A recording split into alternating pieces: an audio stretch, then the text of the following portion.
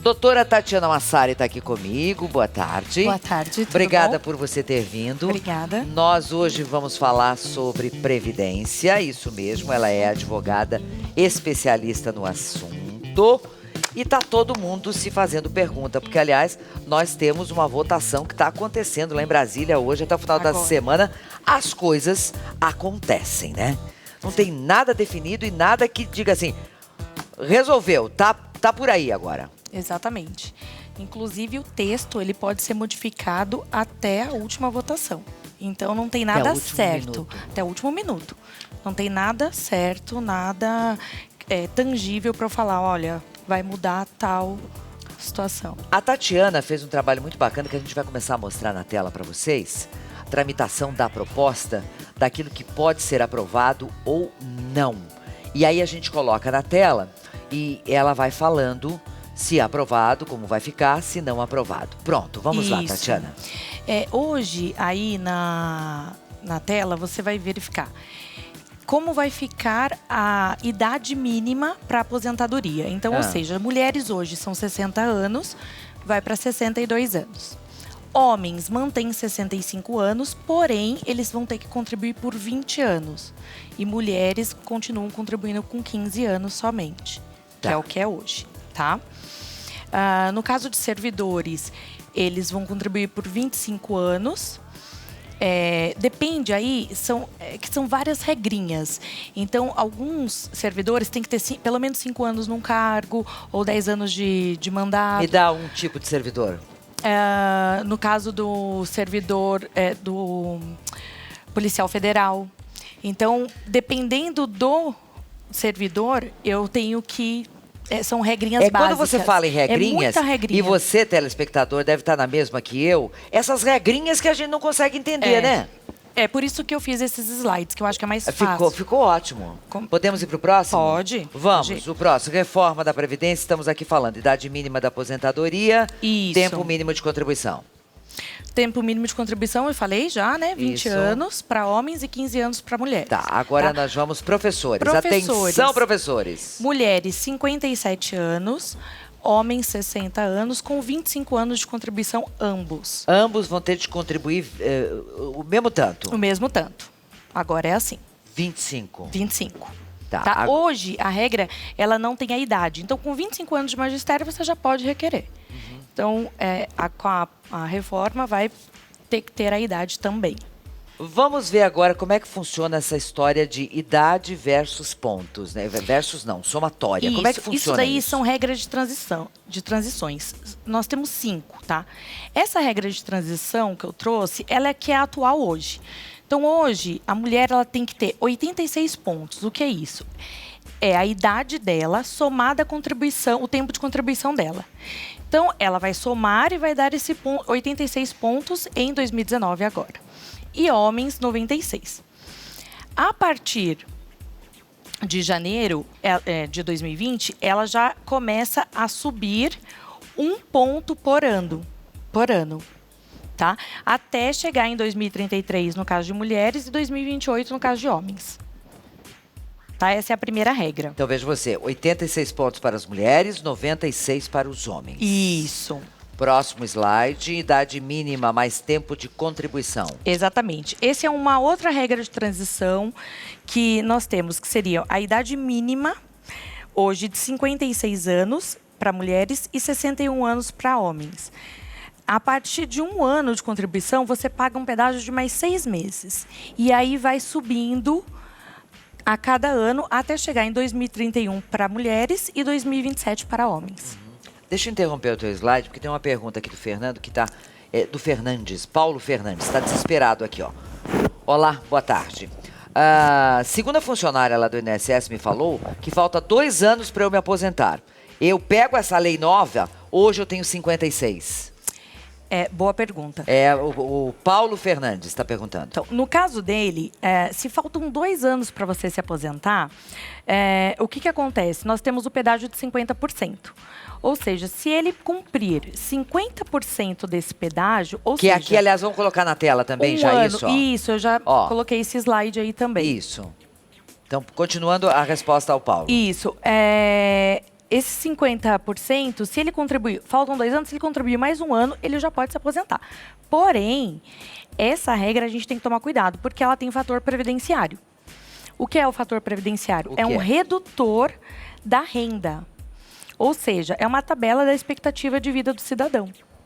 Então, quanto mais a sobrevida, maior é o fator, tá? Então, neste caso, haverá o fator previdenciário. Entendi. Tá? Agora, pessoas... Aí tem um outro slide que eu trouxe, que seriam a pessoa que ela não se enquadra nesses 2 anos. Ou seja, faltam 3 anos para me aposentar. Ok. E aí, você vai cumprir 100% do pedágio. Ou seja, eu já tenho aí uma idade de 60 anos e faltam aí... contribuir 28 anos. Faltam 2 anos para chegar nos 30 anos, no caso de uma mulher. Nesse caso, se você contribuir, se você cumprir esse pedágio, você se aposenta sem o fator previdenciário. Então, vale a pena. Às vezes a pessoa fala assim, mas eu não quero cumprir. Se você cumprir essas regras, você foge do fator previdenciário e hoje, o que acontece? A média do cálculo da Previdência, ela vai para 100% do valor que você contribuiu. Hoje, é 80% dos maiores salários. E vai para 100% do salário da vida toda. Então, é uma regra interessante que dá para você pegar o 100% do que você contribuiu. Aqui eu tenho uma pergunta, não sei se é de homem ou mulher, mas a pergunta é o seguinte: nunca trabalhei. Posso me aposentar? Tenho 63 anos. Não. Nesse caso, você teria que ter no mínimo 15 anos de contribuição. Hoje, né? Com a regra atual, no mínimo 15 anos de contribuição. E sobre o trabalhador rural, estão perguntando também. O trabalhador rural não foi mexido, né, nessa reforma. Então, ou seja, hoje o trabalhador rural, ele está fora. Continua as mesmas do jeito regras, que tá. as mesmas coisas. Por exemplo, aqui, ó, uma pergunta. Tenho uma doença rara. Como fica a situação? Aí depende, né? No caso da doença rara, você tem que comprovar essa doença rara. Depende se você vai ficar impossibilitado de trabalhar ou não. Para você ter a aposentadoria, você tem que ter a impossibilidade de trabalhar permanentemente. Então, depende muito, são casos mais específicos que daí a gente tem que adentrar... A gente observa que cada caso é um caso, né? Exatamente. Olha essa pergunta, meu pai tem 57 anos, é trabalhador rural, só faz 12 anos que ele paga o INSS, só por segurança para saber o caso dele. Por exemplo, diz ela, me responda, se ele ficar doente ou algum acidente, com quantos anos ele se aposenta? Ele trabalha desde os 15 anos na roça e está com 57. Então, no caso dele, a idade dele seriam 60 anos para se aposentar. Ele teria que ter no mínimo 15 anos de contribuição. Ele tem 12. 12. O que acontece muito no trabalhador rural? Ele até tem esse tempo de trabalho, só que ele não consegue comprovar. E aí nós entramos com a comprovação, que seria documentos extemporâneos, certidão de nascimento dos filhos, onde constam que ele era lavrador, certidão de casamento. Então eu vou buscar documentos. Provas. Tá? Provas para a gente poder requerer isso daí. Aí, se ele trabalhou e ela tivesse esses documentos, a gente consegue aposentar. A Cristina é professora, descontribuiu por 23 anos em escolas privadas, tem 52 anos de idade, atualmente trabalha na rede pública, tenho 15 anos como funcionária pública. Eu posso pedir a minha aposentadoria pela previdência privada? Pode. Ela pode trazer esse tempo da parte pública para a privada e solicitar a aposentadoria dela lá. Deixa eu ver mais uma pergunta. Contribuí 21 anos e 11 meses. Me aposentei por invalidez e agora perdi. O que é que eu tenho que fazer? Tenho 53 anos. Aí é um caso específico, né? Tem que verificar o porquê que perdeu a aposentadoria, né? Se é aposentadoria invalidez, aí não teria como eu mensurar. Tenho 50 anos, 27 anos e 9 meses de contribuição. 27 anos? Não. 27 de contribuição. De contribuição. E 50 anos. Isso. No caso, ele tem que contribuir um pouco mais. Ele falou se é homem ou mulher? Já foi, é que isso aqui tá uma loucura, gente. Isso aqui tá como ontem, viu, Celso? Ó, já tenho 20 anos de contribuição, estou esperando os 50, sou professora.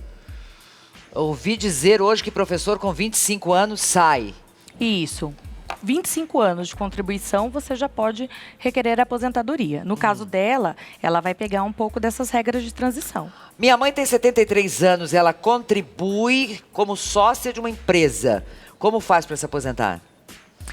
É a mesma coisa, ela vai... O que acontece? Hoje, para você verificar quanto você tem de tempo de contribuição, você retira pela própria internet. No meu INSS, você retira o seu CNIS, que é um extrato de todo o tempo trabalhado seu.